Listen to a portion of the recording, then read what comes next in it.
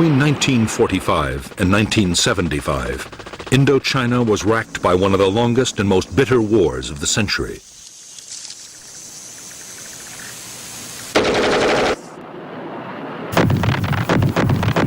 The battle for Vietnam drew in millions of soldiers, Vietnamese, French, American, Australian, Korean, and British, and profoundly affected the lives of vast numbers of civilians.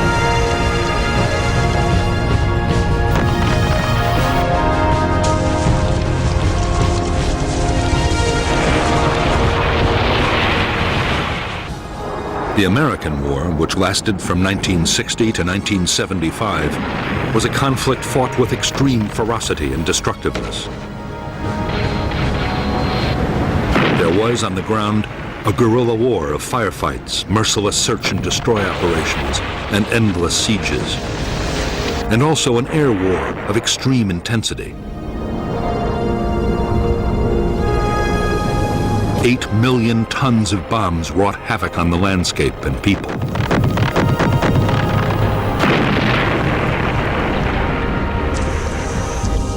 The war that cost 1.3 million lives, including 58,000 American dead, was about much more than the fate of one small country.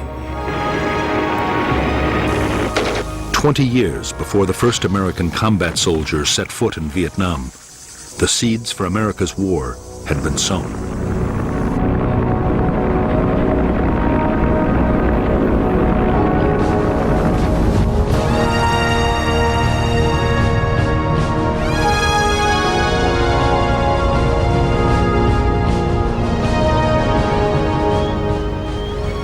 With the partitioning of Europe, east and west, after World War II, the Western powers were on the alert for communist gains in the territories of the old empires. Soviet expansion in Europe was perceived as the greatest threat.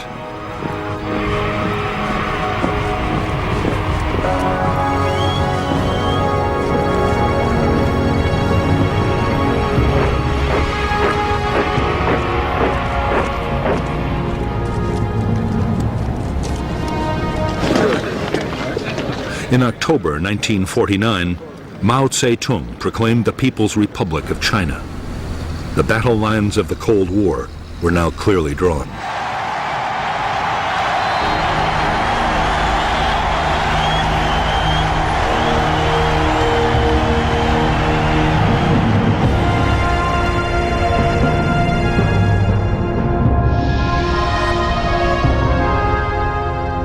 To American strategists, the communist victory in China fueled the fear of Soviet and communist expansion.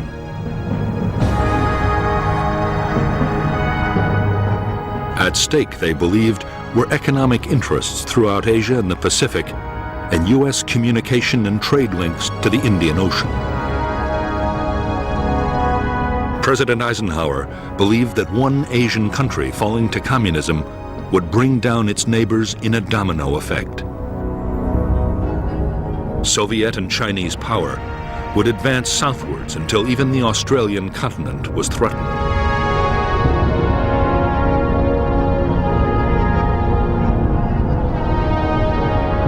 It was Indochina that seemed to hold the key to the future of southern Asia. The region bordered the newly created Chinese People's Republic and was still a French colony.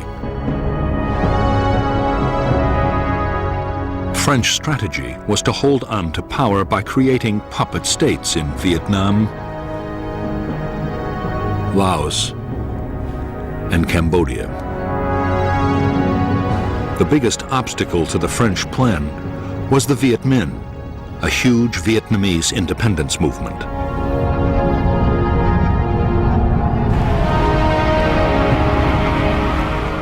In September 1945, under the leadership of Ho Chi Minh, the Vietnamese League for Independence, known as the Viet Minh, took Hanoi from the Japanese occupying forces and declared independence for the Democratic Republic of Vietnam.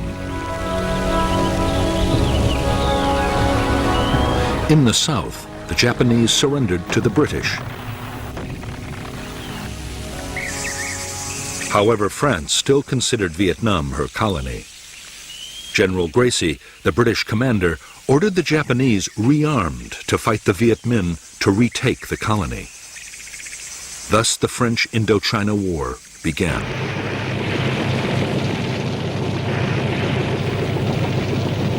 In the war between the French and the Viet Minh, the United States had until recently stayed strictly neutral. U.S. officials had originally supported the Viet Minh and its leader Ho Chi Minh, and they also strongly opposed the French attempt to keep their old colony. However, that was before the rise of Communist China. Now, the fear was that if the Viet Minh beat the French, they would open the door to the Chinese and the Soviets. Cold War politics had come to Vietnam.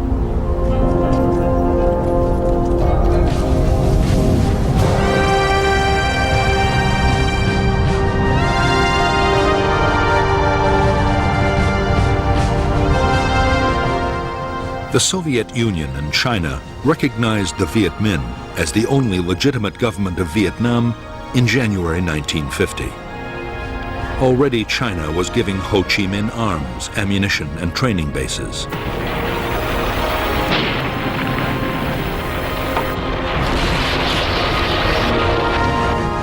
The United States, for its part, recognized a French creation, the State of Vietnam, and U.S. President Harry Truman approved a program of military and economic help.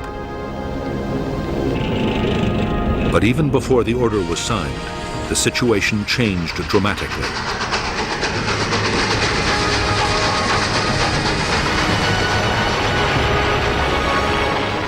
In June 1950, war broke out in Korea. Communist northern forces, backed by the Soviet Union and China, invaded the South, and the U.S. sent troops to intervene.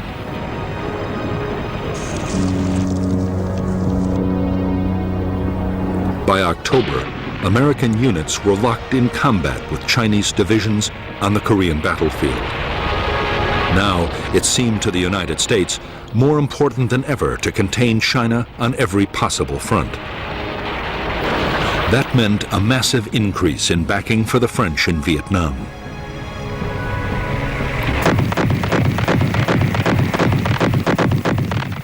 By 1953, a year into the presidency of Dwight D. Eisenhower, U.S. support for the French war against the Viet Minh had turned into a flood of arms and cash. The United States paid 3/4 of the cost, a staggering $1 billion in 1954.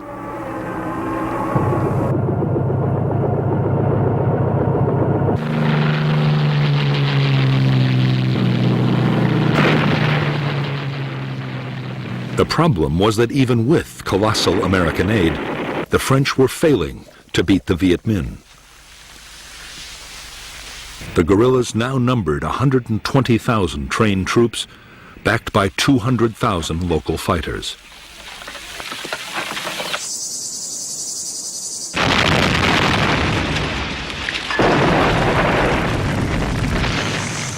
As French casualties passed 50,000, in France, the public grew weary of the seemingly endless war.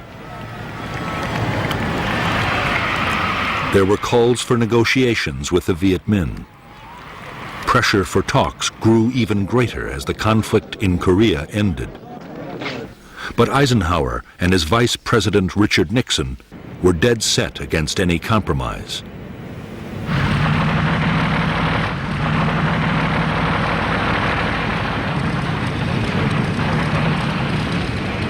In spite of U.S. opposition, some kind of peace effort in Indochina looked inevitable.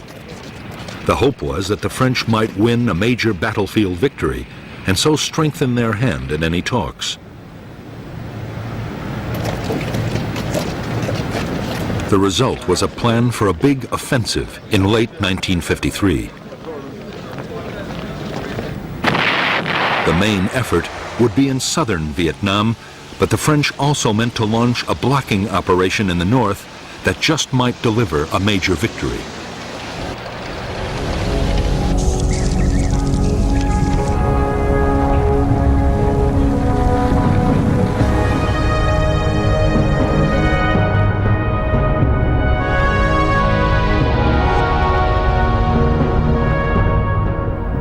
By now, vast tracts of French Indochina had fallen under Viet Minh control.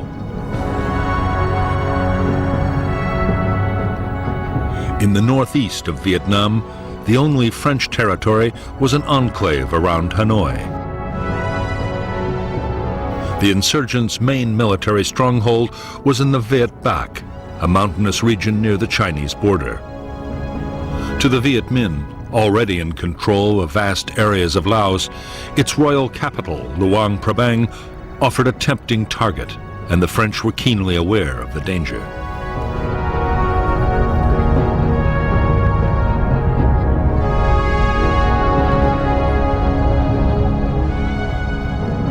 The French plan was to create at Dien Bien Phu, deep in hostile territory, a fortified base which would threaten the enemy's supply lines to Laos.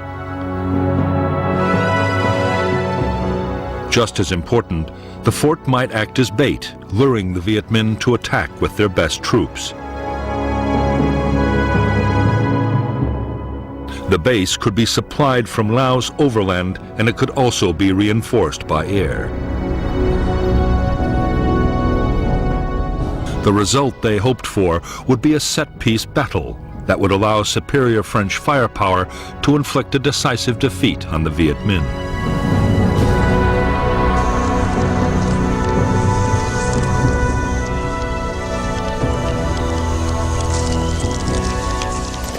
In late November 1953, the Viet Minh's 316th Division advanced towards Laos, just as the French had expected.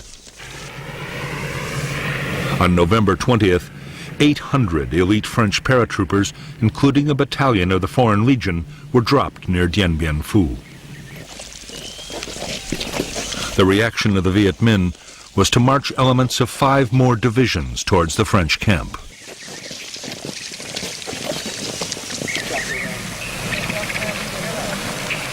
The French paratroopers at Dien Bien Phu quickly set about building fortifications and an airstrip. The idea was to mount offensive sweeps into the surrounding area, but soon the French were forced to think again.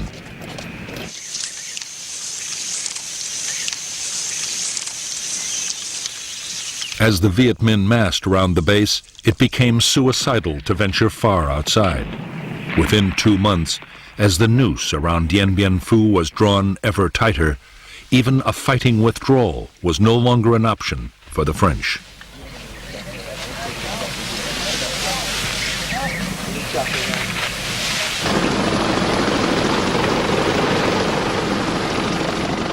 Even though his forces were now surrounded, the French commander, Colonel Christian de Castries, was completely confident.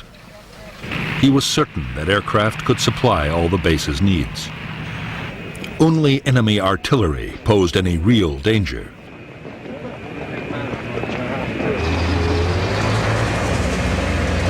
Some Viet Minh guns had begun to fire on the base, but the French were sure that only a handful could have been deployed in such difficult hilly terrain.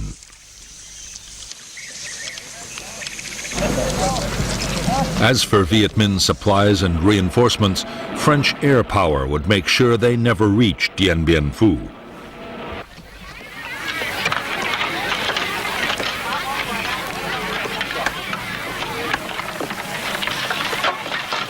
Even though up to 100 French planes attacked Viet Minh supply routes every day, their efforts were having little effect.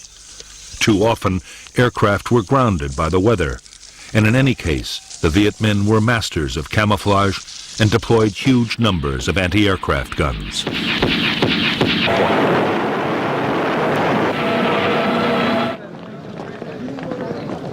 In a massive effort over several months, General Voi Nguyen Giap, the Viet Minh commander, used 50,000 support troops to deploy more than 200 artillery pieces and anti-aircraft guns and a vast supply of ammunition around Dien Bien Phu. It was one of the most extraordinary feats of logistics in military history.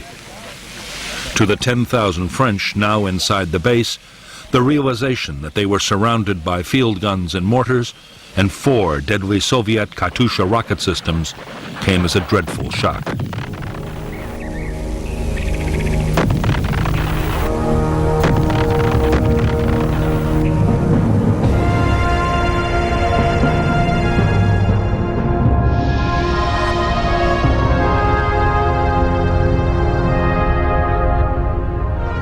The French base at Dien Bien Phu had been sited on a flat valley floor. The airstrip and headquarters were the focus for the main battle position, a complex of 5 strongholds codenamed Françoise, Huguette, Claudine, Eliane, Dominique. To break up attacks, strongpoints Anne-Marie, Gabrielle, Béatrice, and Isabelle had been created on a series of low hills.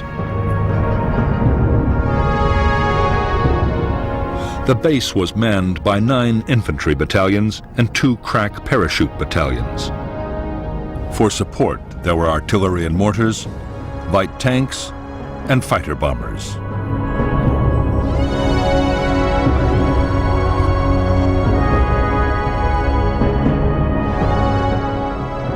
By early March 1954, 49,000 Viet Minh had deployed around Dien Bien Phu.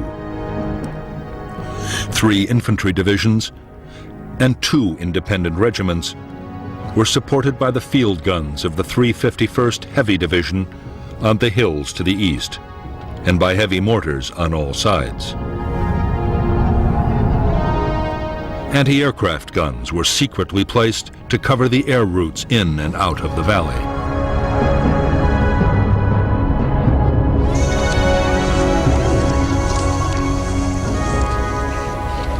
As the weeks went on, Viet Minh artillery fire caused more and more casualties amongst the French at Dien Bien Phu.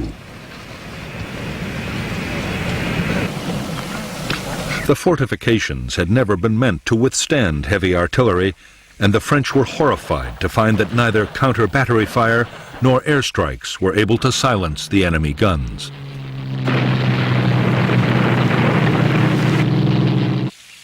They were too well dug in to hillside caves and bunkers, and too well camouflaged.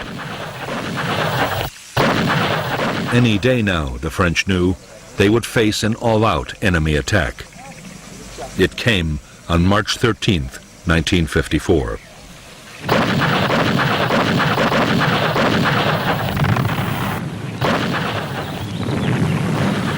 The Viet Minh assault began with a massive artillery bombardment. French gun positions in the central area were hammered. In 3 days, after repeated human wave assaults and hopeless French counterattacks, the Viet Minh took the northern strongpoints of Béatrice, Gabrielle, and Anne-Marie.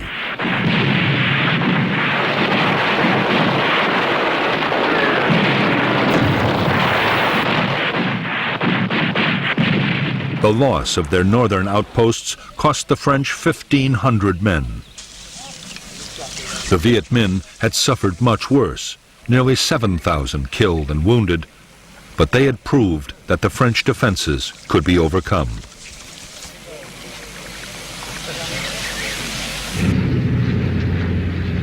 They had also closed down the base's main airfield for good. The French would now have to depend on parachute drops for supply and reinforcement.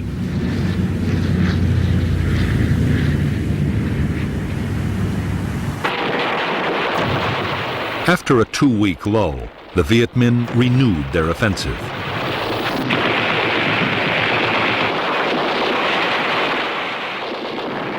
The battle raged for a fortnight, with the French contesting every foot of ground. In the end, shocking Viet Minh casualties forced General Giap to pause.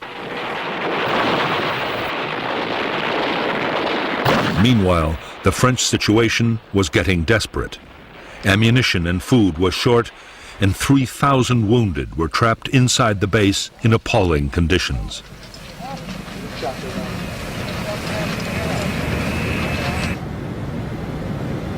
With disaster looming on the battlefield, the French appealed to the United States for help. There was a plan to use American bombers and even to drop 4 nuclear weapons, which was codenamed Operation Vulture. But Eisenhower ruled out any American military intervention unless other allies took part. None agreed to help. The French at Dien Bien Phu were to be left to their fate.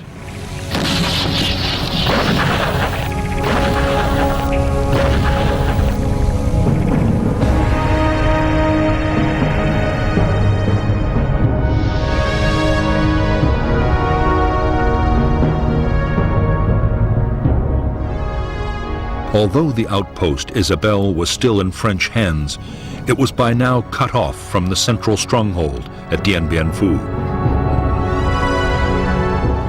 Besieged by the Viet Minh 304th Division, Isabelle was under heavy artillery fire.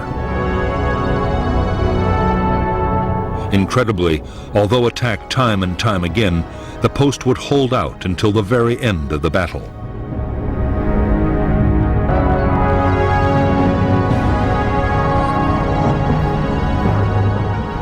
In the central sector, Strong Point Françoise had been abandoned, and the Viet Minh had captured Dominique along with part of Elian and Huguette.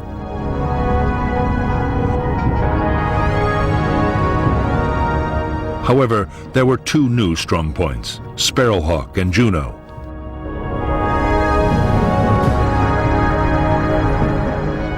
Meanwhile, the Viet Minh had adopted new tactics in an attempt to reduce their terrible casualties. Secretly, they had dug more than 50 miles of trenches, creeping right up to the French perimeter. The final Viet Minh assault came on the night of May 1st, 1954.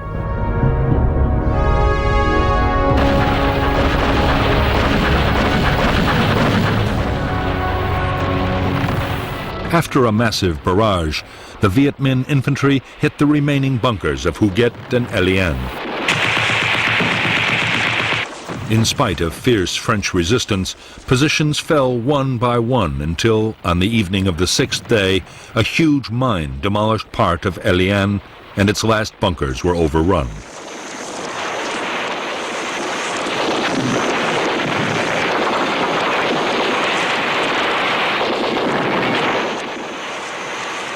At 5:30 p.m. on May 7, 1954, Vietnamese forces occupied the French command post, and the French commander ordered his troops to cease fire. It was 55 days to the minute since the battle had begun.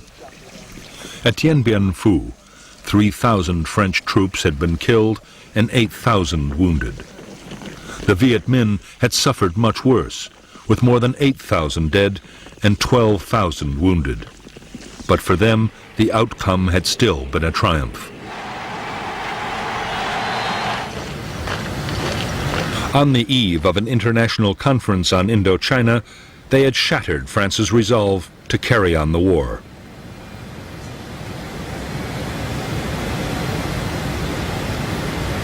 The Viet Minh expected that the negotiations at Geneva would open the way for full Vietnamese independence and a major role for them in running the new country.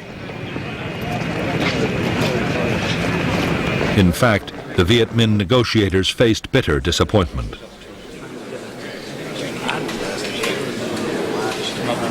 Behind closed doors, Chinese Prime Minister Zhou Enlai struck a deal with the French and forced Ho Chi Minh to agree that the country be divided into two zones.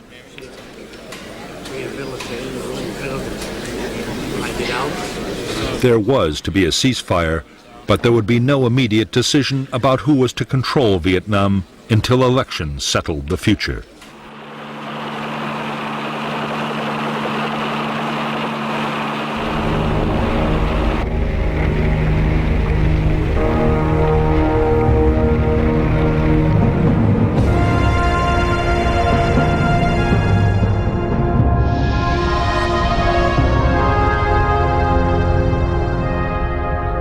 After Dien Bien Phu, the Viet Minh had controlled nearly 3/4 of Vietnam and parts of Laos and Cambodia. At the peace conference, Laos and Cambodia were confirmed as independent states, but Vietnam was divided at the 17th parallel. The Viet Minh were given control of the northern part, the Democratic Republic of Vietnam, with its capital in Hanoi. In the south, the state of Vietnam was to be run from Saigon.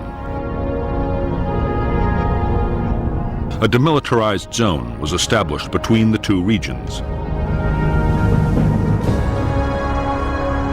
By agreement, 190,000 French-led troops would be withdrawn from North to South Vietnam. 80,000 Viet Minh troops in the south, mostly Southerners, would go to the north.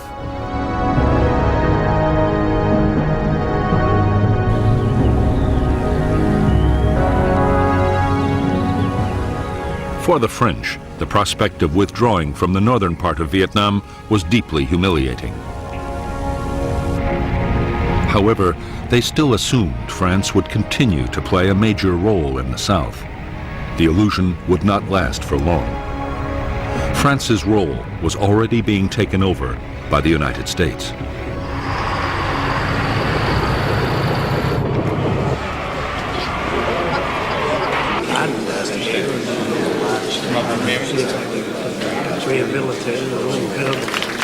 On September 8, 1954, at a conference in the Philippines, the U.S. sponsored the creation of the Southeast Asia Treaty Organization, which would soon include South Vietnam.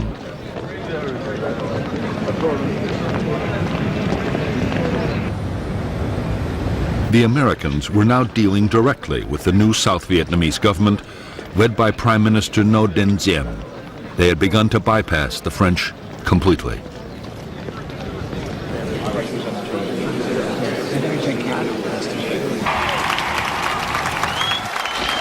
On October 9, 1954, the Viet Minh 308th Division, veterans of Dien Bien Phu, marched in triumph into Hanoi, in accordance with the Geneva Agreement.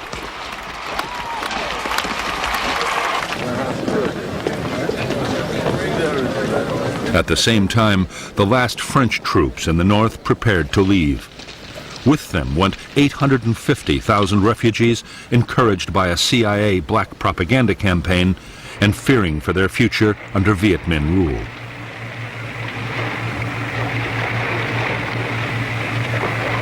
Before the very eyes of the French and the Vietnamese people, Vietnam was crystallizing into two separate states, each with its own government, its own army, and its own Cold War allies.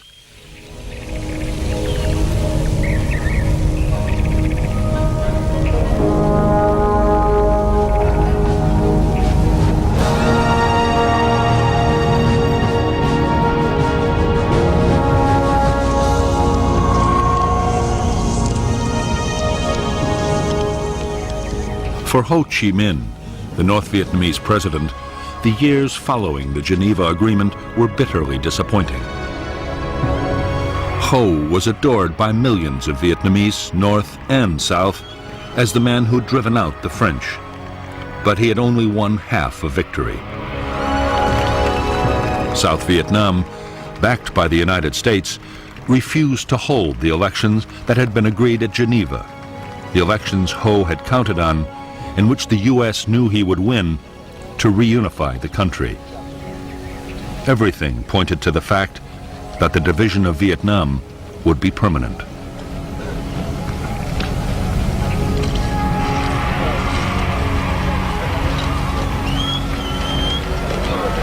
As a nationalist and founder of the Indo-Chinese Communist Party, Ho Chi Minh was fast transforming North Vietnam.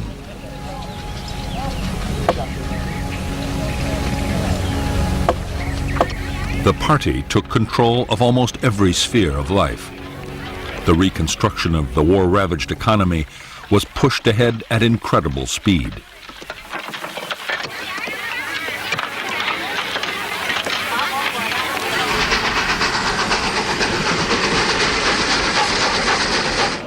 One of Ho Chi Minh's highest priorities was to get as much aid for North Vietnam as he could from the Soviet Union and China.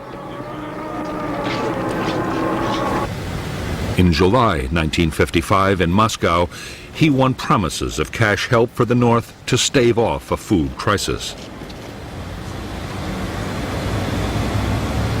The Russians also pledged to send technicians and military advisors. At the same time, China meant to match or even better the Soviet offer.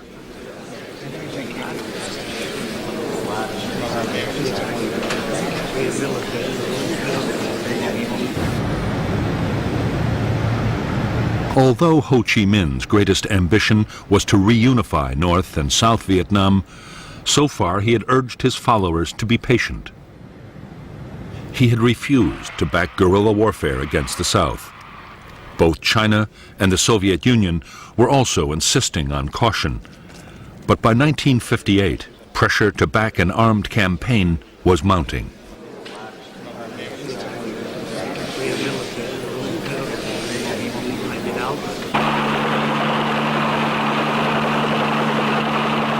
The tens of thousands of southern Viet Minh soldiers who came north after the Geneva Accords were by now restless and homesick.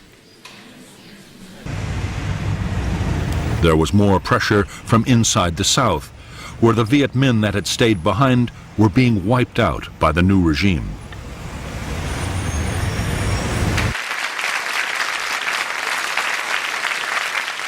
In the northern government, an increasingly powerful faction of Southerners, led by Lê Duan, the Communist Party General Secretary, was also arguing for strong measures.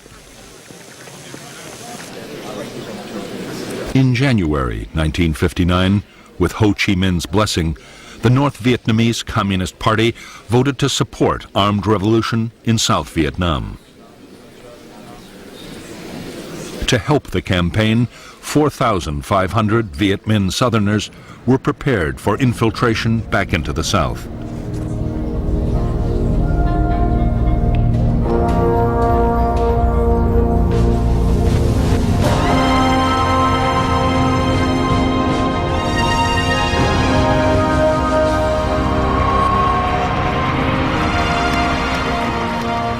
By 1957, 2 years after taking power in South Vietnam, Ngo Dinh Diem had impressed the United States.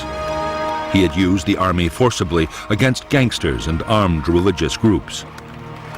It had looked for a while as if President Diem could create a viable non-communist state in South Vietnam and win the support of the southern people.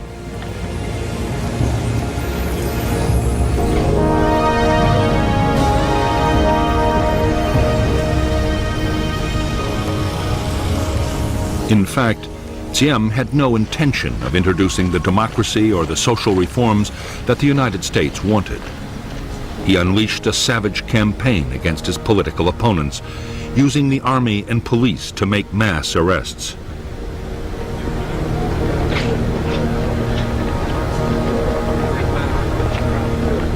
There was widespread torture and summary executions. At the same time, Diem's own family built up enormous wealth and power, while most of the South Vietnamese continued to live in dire poverty.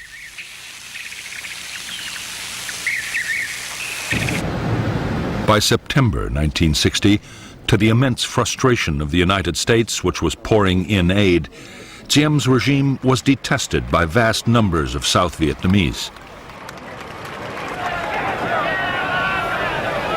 There was already virtual civil war, with armed rebellions breaking out all over the country.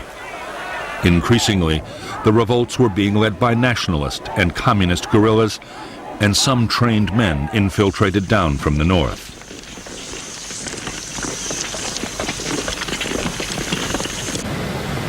Over 12 months, 1,400 local government officials and civilians were killed, and a further 700 kidnapped. In South Vietnam, the guerrillas began to mount bold attacks on military posts, convoys, and railways.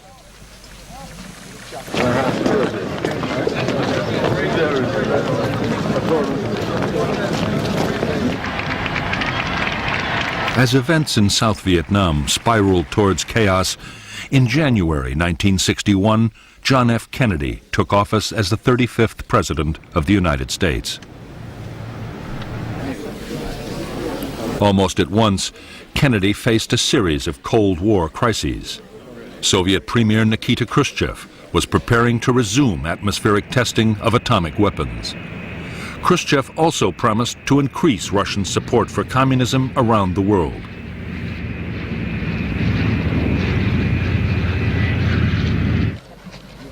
The climax came in August 1961 with a tense standoff in Europe as the Russians sealed off East Berlin and began to build the Berlin Wall.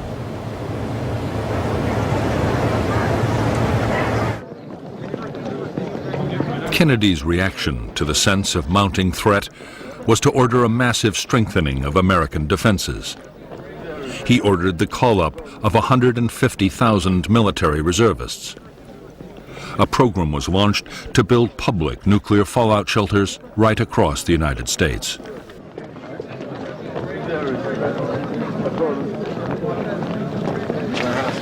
There was a surge in arms production, especially of strategic nuclear weapons.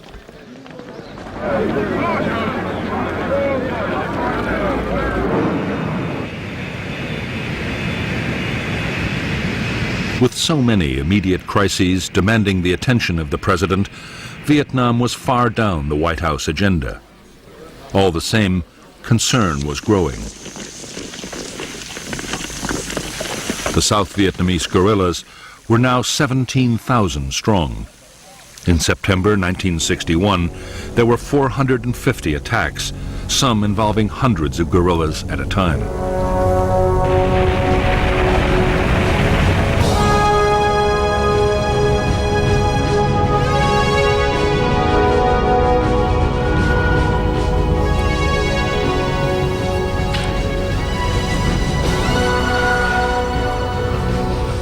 Shortly after the decision to mount an armed revolution in South Vietnam, an organization had been created to control the military and political effort.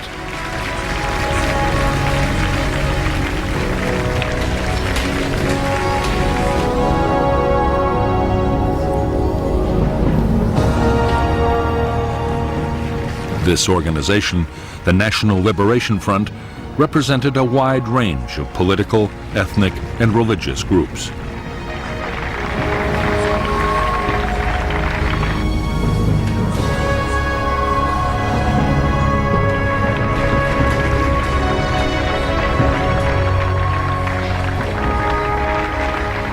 The military wing of the NLF was the People's Liberation Army. The army included guerrillas who had been sent down from North Vietnam, Viet Minh veterans, and local armed groups.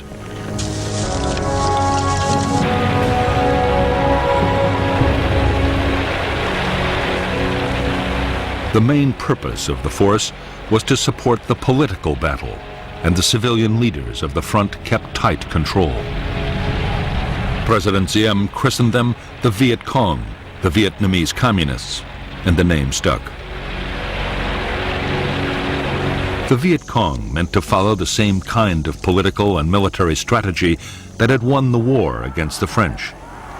Politics, diplomacy, and violence would be carefully coordinated so each always worked with the others. For the time being, military activity would take second place to the political effort. Many hoped that a full-scale war would never be necessary. Others, particularly those closely connected with the North, saw a military campaign as the key to victory and expected it to pass through 3 critical stages.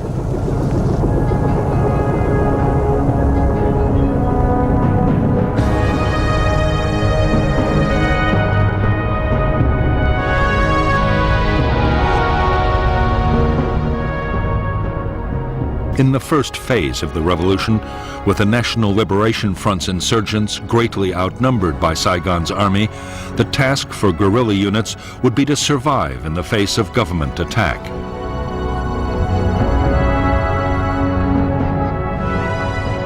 Safe base areas would be created as defensive sanctuaries and as springboards for small-scale guerrilla attacks. In the second phase, the insurgents would deploy larger units and would seek out bigger battles.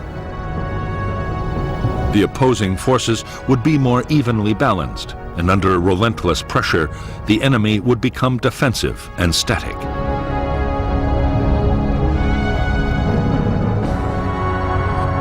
In the third phase, at the key moment when the NLF became stronger than the government army, they would launch large-scale assaults against enemy installations and seek out decisive conventional battles. This phase, the general offensive, combined with uprisings in the cities and towns, would bring the downfall of the Saigon regime and the reunification of Vietnam.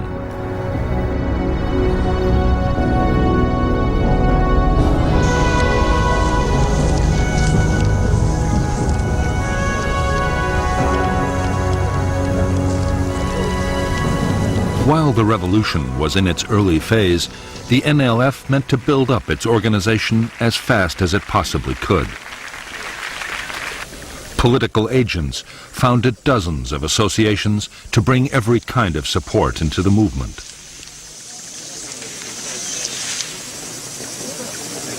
There were associations for women, farmers, students, and workers. In less than 2 years, the front claimed 300,000 members.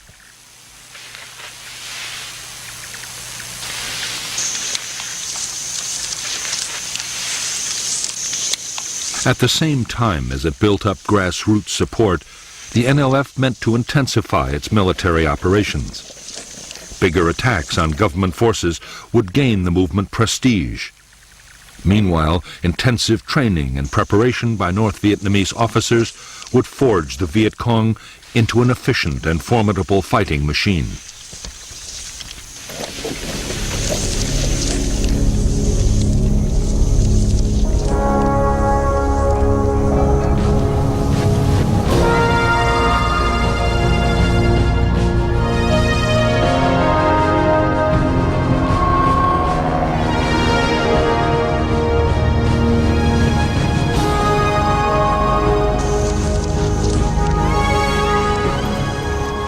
As the NLF tightened their grip on the countryside, the South Vietnamese army began to behave exactly as the guerrillas had expected them to. They grew increasingly defensive, staying in fortified posts and never venturing out after dark. Battles only happened when the guerrillas chose, and the army suffered a steady drain of casualties.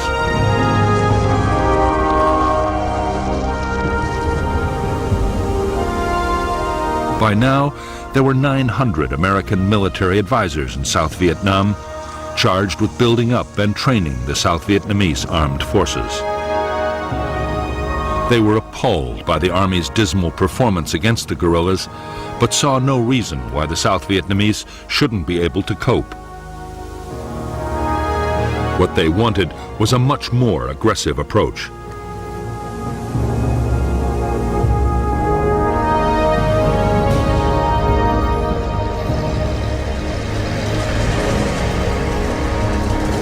American advice was that the Army should get out on mobile operations and find the bigger enemy units. The Civil Guard and militia could look after local security.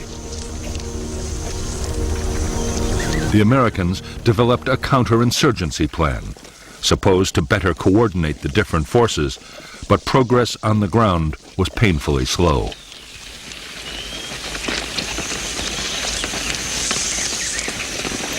While the handful of American personnel struggled to improve the situation inside South Vietnam, in Washington, military planners worried about the external threat. The fear was that North Vietnam or even China might take advantage of the South's weakness.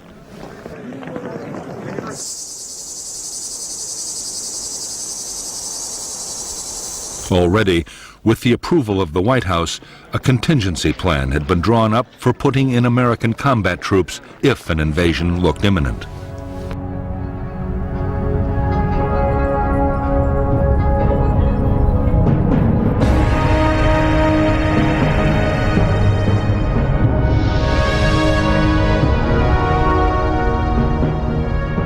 If North Vietnam or China looked likely to invade the South, the American contingency plan, Op Plan 32, called for rapid deployments.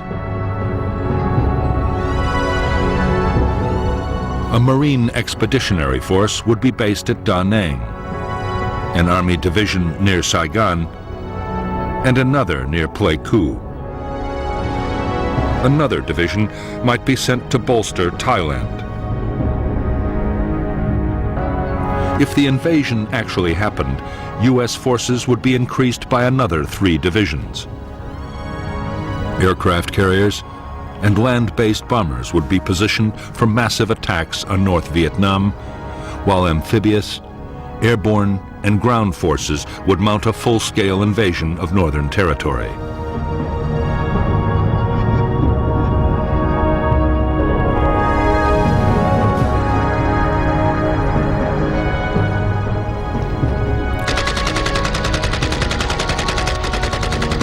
By now, the guerrilla war in South Vietnam looked so dangerous that American military planners believed the country might collapse even without a northern invasion.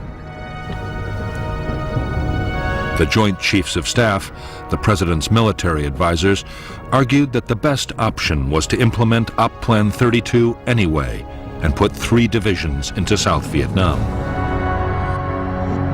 The first 20,000 men would show the United States was serious. They believed the rest, up to 70,000 troops, would be enough to clean up the guerrilla threat altogether.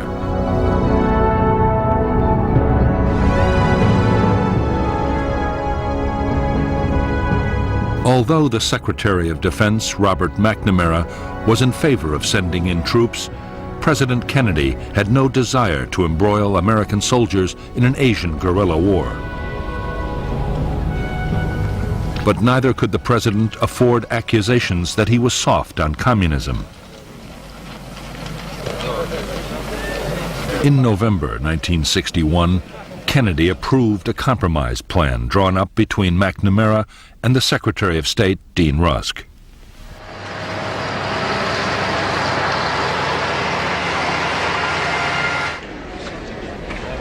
Phase 1 of the Vietnam Plan would see a big increase in financial support for the South Vietnamese Army.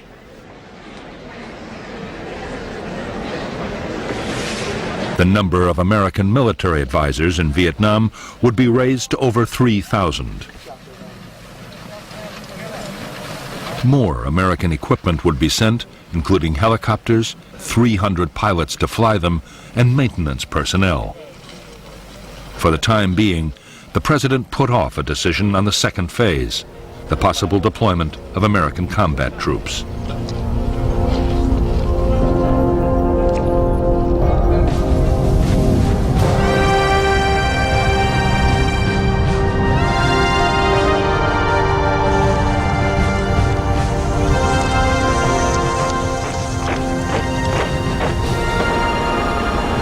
By the end of 1961, the South Vietnamese Army was being expanded to 200,000 men. South Vietnam also had Marine units, a small air force flying American aircraft, and a Navy for coastal patrol. As well as the regular armed forces, there was the 68,000-man paramilitary Civil Guard and various local militia.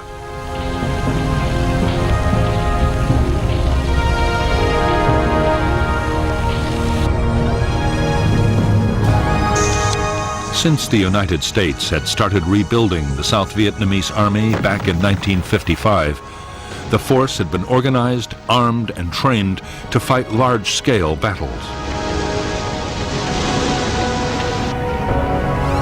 The danger had been expected to come from the North Vietnamese or Chinese armies, not from guerrilla bands.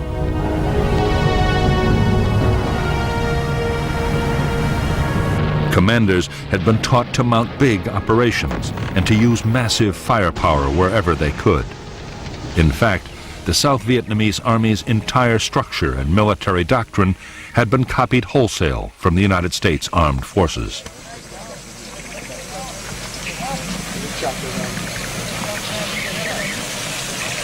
Senior American commanders had no doubt they were teaching the South Vietnamese the right tactics for the war they had to fight.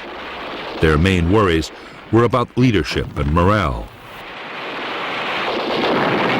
President Diem had appointed his generals for their political loyalty rather than their abilities, while junior officers' promotions depended on family connections.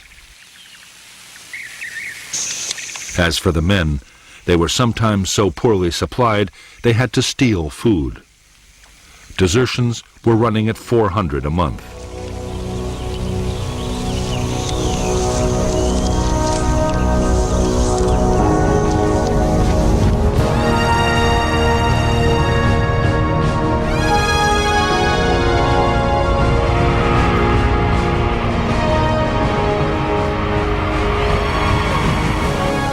As the NLF guerrillas began recruiting and training all over South Vietnam, they quickly built up their combat forces to 17,000 men and women. These were the main force troops, uniformed and trained to fight anywhere in units hundreds strong. Main force battalions were under the direct control of the NLF High Command, and a high proportion of their officers were trained troops from the north.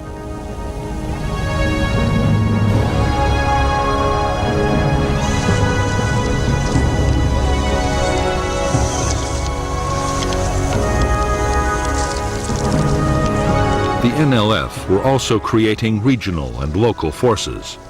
Regional troops were controlled by district commanders.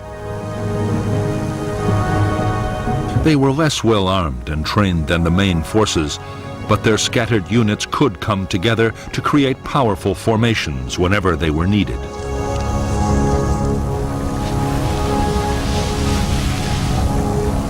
Local guerrilla units were based in the villages. They were part-time soldiers whose main job was to defend areas where the NLF was gaining control. In villages where the movement's influence was weaker, they served to intimidate opponents and show the wishes of the NLF were always to be taken seriously.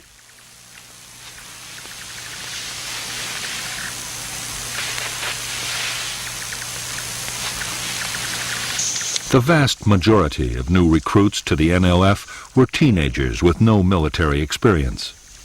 In the hamlets, they were organized by political officers into three-person cells. Long ago, the Chinese communists had found that three made for a group more tightly knit and loyal than any other number.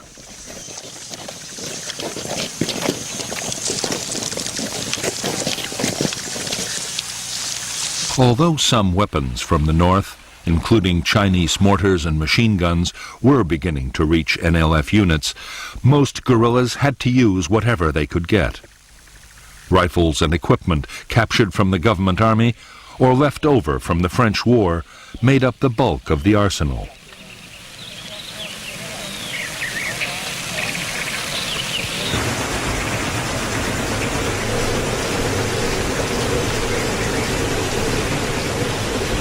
There were also secret factories making small arms and turning out grenades and mines in enormous numbers.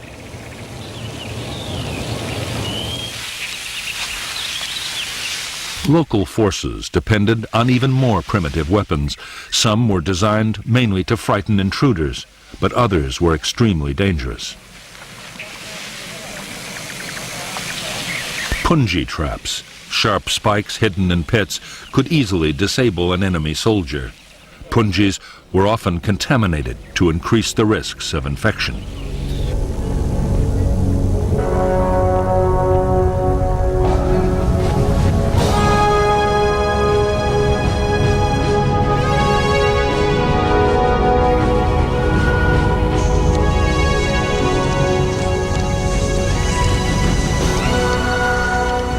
By the end of 1961, the Saigon government was forced to admit it was faced with a full-scale war. Every week, over 1,000 people were being killed.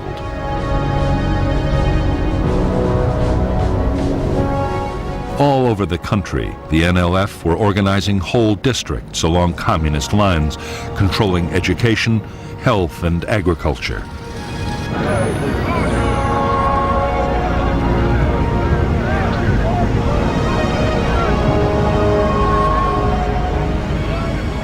There were whole areas which had seen no government troops or officials for years.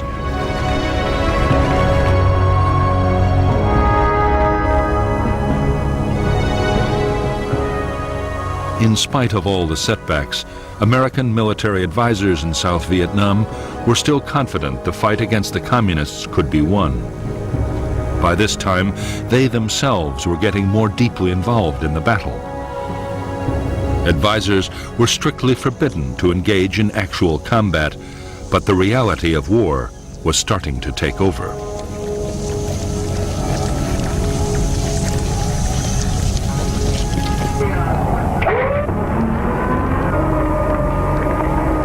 On December 11th, the helicopters promised by President Kennedy arrived at the Saigon docks. With them came 400 U.S. personnel to maintain and fly the aircraft. Within weeks, the helicopters and their American pilots would be in action on the Vietnamese battlefield.